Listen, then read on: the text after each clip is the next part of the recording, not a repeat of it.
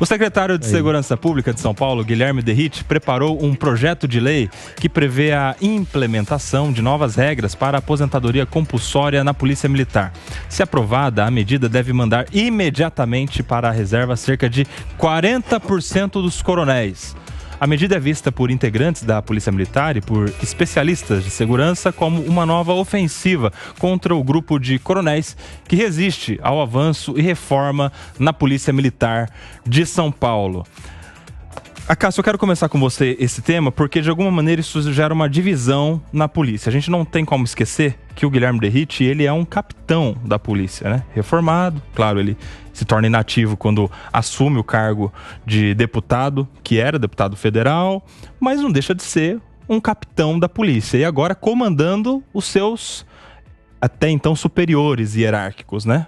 Aqueles que eram seus comandantes. De alguma maneira, isso já geraria naturalmente alguma resistência, algum inconformismo. Fato é, agora com esse projeto, parece que essa crise, essa divisão se evidencia. Acácio Miranda. Koba, boa tarde a você, boa tarde à audiência, boa tarde aos meus colegas de bancada e um boa tarde especial a todos os santistas deste Brasil. É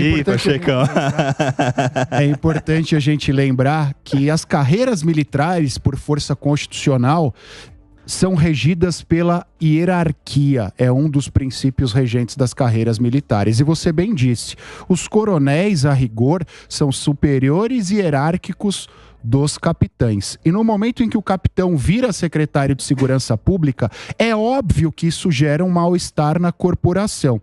E o Guilherme Derrit fez uma excelente leitura dessas circunstâncias e ele, a pretexto de acabar com esse mal-estar e também a pretexto de oxigenar a instituição, estabelece que os coronéis vão aposentar um pouco antes. Se a gente leva em consideração a dinâmica da atividade policial e a dinâmica da atividade militar, esse talvez seja um processo ou um projeto necessário, porque aí nós tornaríamos mais jovens as carreiras militares e mais dinâmicas, especialmente a Polícia Militar do Estado de São Paulo.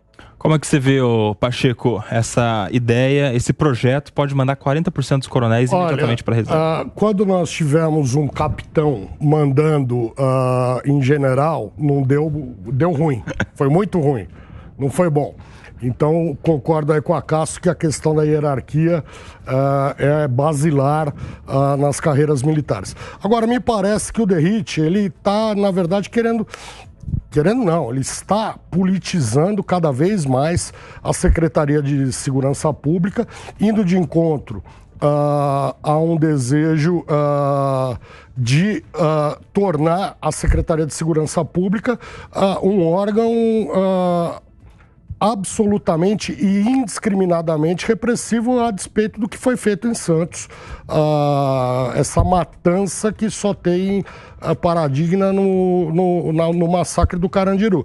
Então ele está, na verdade, querendo tirar pessoas mais experientes que poderiam ensinar muito a ele do que é segurança pública e colocar uma rapaziada lá que vai no projeto dele de matança.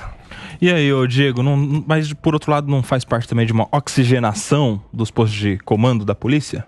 Faz parte sim, Koba, e faz parte, inclusive, além de oxigenação, também de mostrar que existe uma hierarquia. Porque nós não estamos mais falando de generais, de coronéis que tem que mandar num capitão. Nós estamos falando de um capitão que se tornou secretário de Segurança Pública e logo hierarquicamente superior a esses coronéis da Polícia Militar. Então, eu acho que acerta o Derrit. Ele tem um desafio muito grande. O Estado passa por uma gravíssima crise de segurança pública, que é inclusive reconhecida aí entre todos os estrategistas políticos como o grande tema que vai pautar as eleições deste ano para as prefeituras. Então ele tem que fazer a secretaria funcionar. E se tem ali superiores hierárquicos dele enquanto capitão causando problemas para que ele implemente boas medidas na polícia, como foi a polêmica das câmeras, por exemplo, que o Derrit se posicionou de forma contrária às câmeras nas fardas dos policiais, o próprio governador Tarcísio também tem um posicionamento contrário a isso, mas encontra dentro da polícia, nesses coronéis, os entraves para encampar esse esse discurso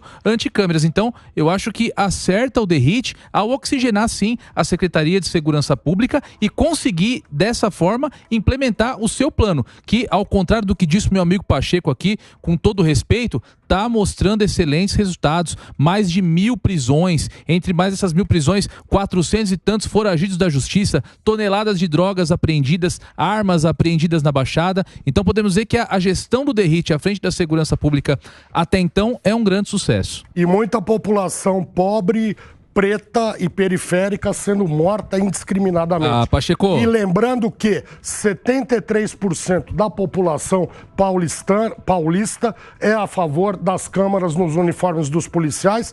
Não há prejuízo nenhum à sociedade em colocar câmera, ao contrário. O orçamentário, Pacheco, isso tem custo. Vidas também tem custo. Isso tem custo. Vidas tem muito mais custo. Câmera não salva a vida, Pacheco. A câmera salva a vida do próprio policial e da população que é perseguida. Você não vê ninguém sendo morto por policial no Itaim Bibi, onde eu moro.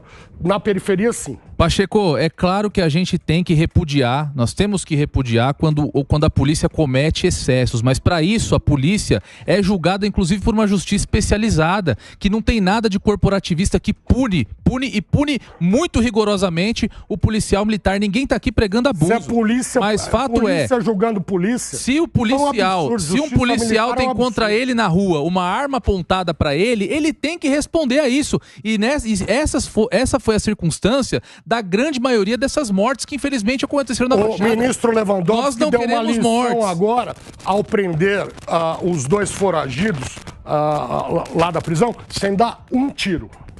Pacheco, eu concordo com o teu ponto de vista, respeito o teu ponto de vista, mas fato é que o policial encontra na rua, o crime organizado extremamente armado, eles entram nessas comunidades lá na Baixada e são recebidos a tiros. A gente não pode estar julgando toda a polícia militar por essas mortes e que nenhuma delas existe circunstância, declarada de que foi morte de um inocente, alguém que estava ali segurando furadeira, segurando guarda-chuva.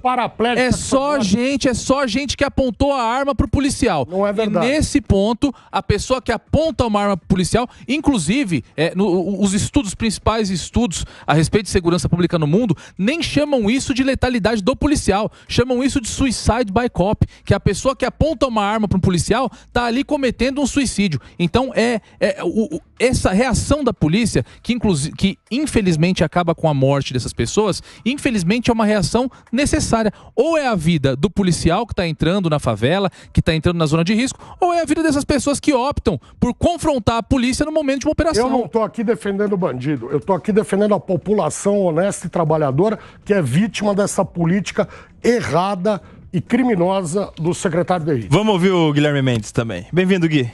Boa tarde, gente. Boa tarde. Diego, eu queria te perguntar uma coisa. Você está falando aí de uma maneira e pregando um discurso. Nós estamos vendo agora policial atirando em policial. Semana passada teve um caso desse. Então, será que o policial atirou ou apontou uma arma para os policiais que o abordaram quando ele estava paisana lá andando de moto? Me parece que há sim... Exceção da exceção, Gui. O recorte do recorte então, do recorte. Não é o recorte do recorte. É uma coisa que realmente eu nunca tinha visto. Você já tinha visto? Nunca. É uma coisa que pra mim eu fiquei espantado. É uma cultura, né? É uma cultura da abordagem dessa forma. Eu fico preocupado porque a reforma em si, ela não tem um caráter positivo. Nós temos que saber para onde vai haver a reforma. Dizer que está se pregando a reforma da Polícia Militar pode ir para um bom caminho ou para um mau caminho. Nós não sabemos. A reforma em si, ela é neutra, não é? E eu acho que o secretário DERIT vai encontrar dificuldades porque ele quebra dois paradigmas de uma polícia militarizada. Primeiro, a hierarquia, como vocês bem colocaram. E segundo, o que é posto para a progressão, que é a antiguidade.